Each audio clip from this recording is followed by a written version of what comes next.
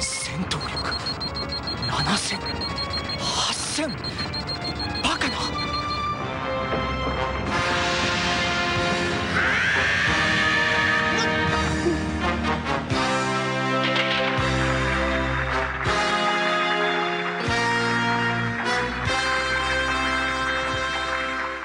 カカロットの戦闘力はいくつですか8000以上だ。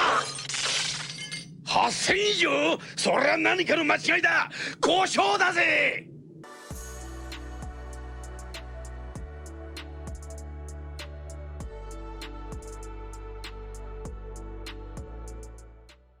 Salut à tous, j'espère que vous allez bien. Donc petite vidéo mise à jour sur le Bitcoin et sur l'Ethereum. Donc on va voir ce que nous réserve la structure, ce qu'elle a fait et les scénarios possibles. Donc toujours garder une vision claire de la structure. Mais avant de commencer la vidéo, je tiens à remercier toute la communauté. Merci énormément pour votre temps, les likes, commentaires, partages ou juste même visionner mes vidéos. Ça me fait vraiment plaisir. Je ne prends pas pour acquis le temps que vous me consacrez. Et j'en suis vraiment reconnaissant. Donc encore une fois, merci. Et sans plus tarder, on va attaquer la vidéo. Let's go.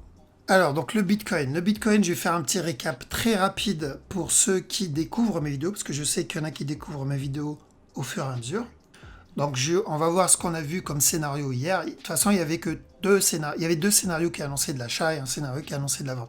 Donc le premier scénario, c'était un flag ici, continuation vers le haut. Le deuxième scénario qu'on va mettre en jaune, c'était il chute pour donner un running et ensuite il fait une continuation vers le haut.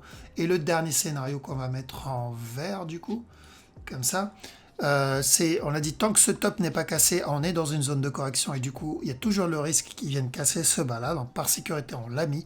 Et pour ça on avait besoin d'une confirmation, c'est-à-dire un flag là-dedans, une correction, et dans ce cas-là, on attendra de la vente au moins pour valider le scénario jaune avant de continuer, ou sinon il continuera à chuter pour donner une structure corrective plus complexe. Du coup, il a décidé de valider le scénario rouge, donc juste un flag ici et continuer son top. C'est pas le meilleur des flags parce que je le trouve quand même assez agressif, mais le problème c'est à cause ou grâce, ça dépend si vous avez acheté ou pas du Bitcoin, à Elon Musk, où on a eu donc la structure s'est terminée beaucoup plus vite que prévu, parce que ça se voit que ça a commencé correctif. Donc le moment il a commencé correctif, je pense que l'objectif c'était ça, donc le scénario rouge, mais Elon Musk a accéléré un peu le mouvement. Ça c'est le risque de trade la crypto, et en plus time frame, non, petit time frame, d'accord. La crypto c'est pas un marché régulé, donc on n'est pas dans du forex, les actions et devises. Du coup, il y a beaucoup plus de risques si vous êtes dans une petite time frame. Partez du principe que nous, on est des planctons, d'accord? Plancton sur le dos des baleines. Il suffit d'un coup de rein et c'est terminé. On n'est plus là.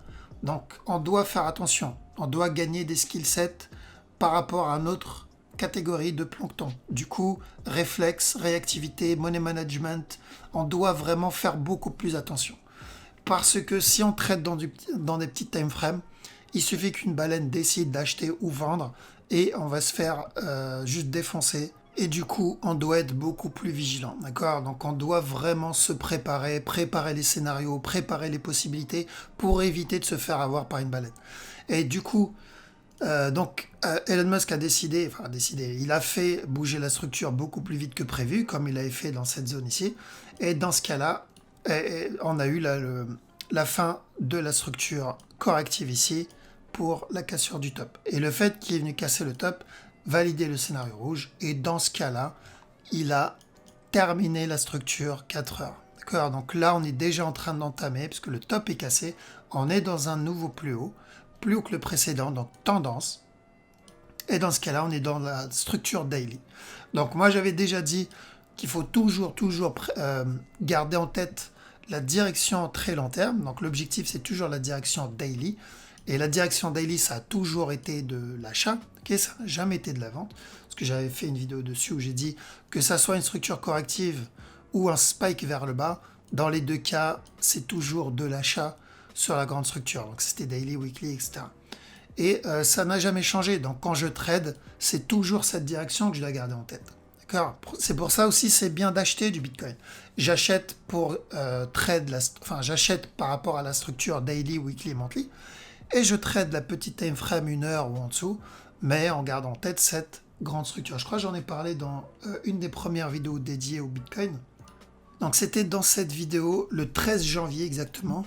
Donc oui, on peut avoir une structure corrective interne, que ça soit correctif, impulsif pour un retournement, mais c'est toujours de l'achat pour le moment. Voilà, donc dans tous les cas, la structure daily, weekly et monthly, c'était de l'achat. Ok, c'était clair qu'on était juste dans une zone de correction, le marché allait respirer, prise de profit, etc. pour une continuation vers le haut. C'est pour cette raison, c'est bien d'avoir en vision les deux structures. Ok, avoir en vision la structure que vous êtes en train de trade en petite time frame, peu importe la time frame que vous tradez, mais aussi la structure en daily. Ok, comme ça, vous vous dites, ok, ça c'est ma structure quand j'achète du Bitcoin, long terme. C'est de l'achat. Ça n'a pas changé, c'est de l'achat. Je suis dans une correction, c'est de l'achat.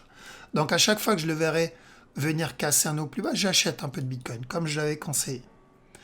Mais pendant que j'achète le Bitcoin à chaque niveau plus bas, en interne, ça ne m'empêche pas de trade, comme on l'avait fait ici. On a essayé de chercher, on a vendu là, on a acheté là-dedans, on a vendu ici, on a vendu dans cette zone aussi. Bref, de la vente, de l'achat, on prend. Mais c'est des petites time frames. Comme ça, s'il y a un événement qui fait que le marché pump, ok, c'est pas grave parce qu'en daily, long terme, je faisais qu'acheter en petit time frame. Parce que la structure long terme m'annonçait dans tous les cas de l'achat. D'accord ? Et quand je commencerai à voir la structure long terme changer, genre vraiment un gros changement sur la grosse structure, je me dis ok, bon bah là, je vais trade en interne, je suis en train de trade potentiellement une tendance baissière, mais en daily, cette tendance baissière, ce n'est qu'une correction. Je ne vais pas paniquer, je sais la direction et je connais la direction long terme. Alors que quand on est dans une petite time frame, on a vite tendance à se perdre et ne plus savoir où on est ni où on va. Okay ? Du coup, maintenant que la structure 4 heures est terminée et qu'on est en train d'entamer la structure daily, on cherche quoi ? Très simple. À chaque nouveau flag, on cherche à acheter. Par contre, à chaque nouveau plus haut, break-even, take profit. Parce on parle de trading, hein. Break-even, take profit, parce qu'on ne sait pas jusqu'où il peut monter. Quand une personne vous dit le Bitcoin va monter à 100 000, 200 000, 500 000, il ne parle pas aux traders, hein. Il parle aux investisseurs. Les traders, ça ne nous concerne pas jusqu'où il peut monter. On va prendre les buy setup comme les sell setup. Du coup, on s'en fout jusqu'où il peut monter. Et surtout, ce n'est pas tradable de dire il va monter à 100 000. Parce que si je vais sur du daily ici, et la personne me dit il va monter à 100 000, et je me dis ok, bon bah j'achète ici. J'achète là, je prends un gros stop loss ici, parce qu'il va monter à 100 000. Pas besoin, et là je vais risquer 80% de mon compte ou plus, parce que la personne a dit il va monter à 100 000. Le marché va monter, je suis content, il monte. Et ensuite il chute ici. Il corrige, il drop, il me sort du trade, j'ai plus de compte, et le marché continue à monter. C'était juste une correction. Une petite en plus, hein. Ça c'est une micro-correction. S'il décide par contre de nous donner une structure corrective weekly, il monte, 60, 50 000, et après il commence à donner une plus grosse correction. Avant de remonter, casser les 100 000. Pensez que c'est pas possible ? Bah dites-vous, il y en a qui pensaient que c'était pas possible ça. D'accord ? Le marché ne bouge pas en ligne droite. Ce n'est pas possible. Donc nous, en tant que trader, on ne peut pas savoir s'il va donner une correction comme ça avant de monter, s'il va monter en donnant des flags avant de corriger avant de monter, ou il va donner une plus grosse correction monthly avant de monter. Donc en tant que trader, on ne peut pas garder en tête les 100 000 $ et en essayant de trade les 100 000 $. Ça, ce n'est pas possible. Nous, ce qui nous intéresse, c'est la petite time frame. Donc oui, l'investisseur, 100 000 $, ok, bon, bah, à chaque nœud plus bas, j'achète. Il monte, si je le vois retracer, j'achète. Il retombe, j'achète. Il retombe, j'achète. Parce que mon objectif, il est loin, il est très loin.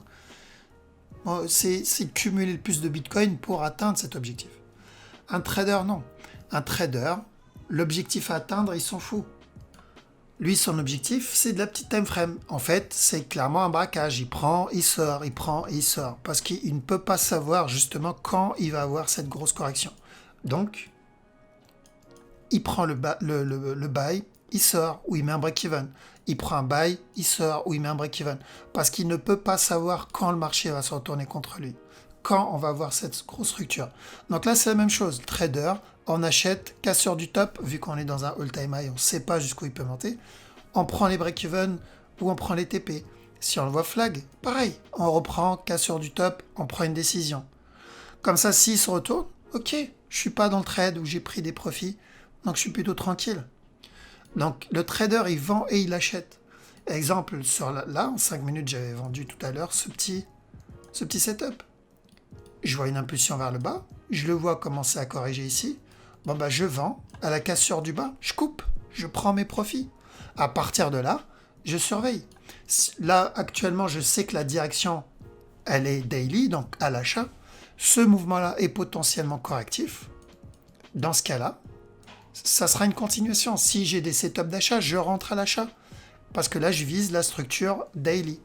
Ici, quand j'ai vendu, hop, jusqu'à ce bas, c'était juste la structure 5 minutes. Je voulais juste vendre ce petit sell, prendre ce petit sell en 5 minutes et sortir. Donc un braquage rapide. Donc maintenant que cette structure est potentiellement terminée, je vais faire quoi? Si je le vois corriger ici, pareil, je vais chercher encore un drop. À la cassure du bas, je prends mes profits. Parce qu'à chaque nouveau plus bas, il peut se retourner pour continuer sa tendance daily. Donc si je le vois casser ce bas et se retourner et donner un flag, j'achète. Si je le vois maintenant commencer à me donner un flag, imaginons là, il a donné un up, commencer à corriger là, j'achète. À la cassure du top, je me protège parce que ça peut être juste une correction pour encore un nouveau plus bas. D'accord? Il vient casser le bas et je cherche, il y a un nouveau setup d'achat, j'achète. D'accord? Donc ça c'est important, bien différencier les deux métiers. Trader, c'est je rentre, je sors, je rentre, je sors, je rentre, je sors. Ou je rentre, je me protège, je rentre, je me protège. Un investisseur, c'est vraiment autre chose. D'accord? Donc là on surveille, est-ce qu'il va corriger? Hop, on va aller en 1 heure. Il faut vraiment que j'arrête d'analyser sur YouTube la petite time frame parce que le temps que je la poste, c'est fini. Donc en 1 heure, très simple, on va surveiller un flag. Ok, donc s'il continue à flag ici, on achète, cassure du top, on oublie. Si vous le voyez spike vers le bas, donc exploser vers le bas, ça ne changera pas la direction. D'accord?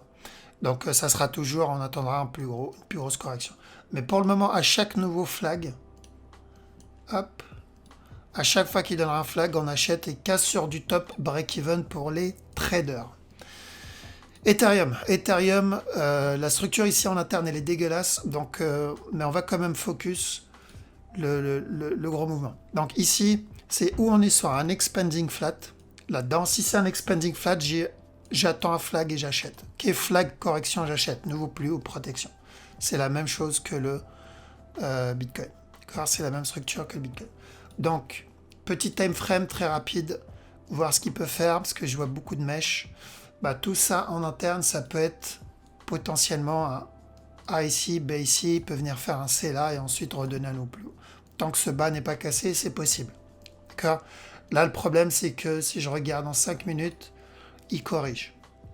D'accord? Donc, c'est plus un flag pour de la vente que vraiment pour de l'achat. Mais ça ne veut rien dire. Il peut très bien donner de la vente, c'est-à-dire monter là, casser stop, chuter, et ensuite finir le running avant de remonter. Okay. Donc voilà pourquoi je ne vais pas focus, je ne vais pas me concentrer sur la petite structure, je vais me concentrer sur la plus grande. Et oui, si j'ai un flag, j'achète. Okay. Tant que ce top n'est pas cassé, si je vois un flag, j'achète. Ce bas, pardon, tant que ce bas n'est pas cassé. Mais une fois que le top est cassé, je me protège. Je répète, quand je dis se protéger, ça veut dire mettre son break-even. Ok, remonter le stop loss en profit ou à zéro pour ne rien perdre si le marché se retourne contre vous. Et ça, c'est un art, hein. Ça, c'est un métier à part entière. Savoir monter le break-even au bon moment, au bon endroit, pas trop vite, pas trop lentement, etc. Donc ça aussi, c'est un entraînement à faire derrière. N'hésitez pas à le faire le plus tôt possible. Ok, donc c'est toujours une uptrend. On prend les buy setup tant qu'on a les buy setup. Parce que oui, tant que ce bas là n'est pas cassé, on est toujours dans cette uptrend ici. D'accord? Et le Bitcoin, c'est la même chose. On est maintenant dans une structure daily. On est en train de trade la structure daily. Donc à chaque fois que vous avez un flag, on le prend. Il y a un élève qui m'a dit, est-ce qu'on peut avoir un running sur la plus grosse structure? C'est-à-dire un drop ici, donner un plus gros running ici, continuation vers le haut. C'est peu probable, c'est possible. Mais si c'est le cas, on le verra. Okay, si c'est le cas, on verra un gros mouvement agressif, un gros dump derrière. S'il donne un gros dump, bon là, ça sera le running. Mais on vise pas ça pour le moment. Ok, pour le moment, on vise juste les flags, les flags en 1 heure. Et on prend et on se protège à chaque nouveau plus haut. Voilà, donc j'espère que ça a été clair. Faites très très attention les traders, surtout si vous tradez en petit time frame. Conseil que je vous donne, c'est garder toujours en priorité la direction long terme, la direction de la grosse structure. Tant que la grosse structure n'a pas changé, on continue à chercher la même direction. Donc exemple ici, tant que ce bas n'est pas cassé, c'est toujours de l'achat. Okay, on est toujours dans une tendance haussière. Donc si vous vendez en petit time frame, vous devez garder ça en tête pour ne pas vous faire avoir. Voilà. Donc on va arrêter ici. Merci encore une fois pour votre temps et je vous dis à la prochaine. Ciao.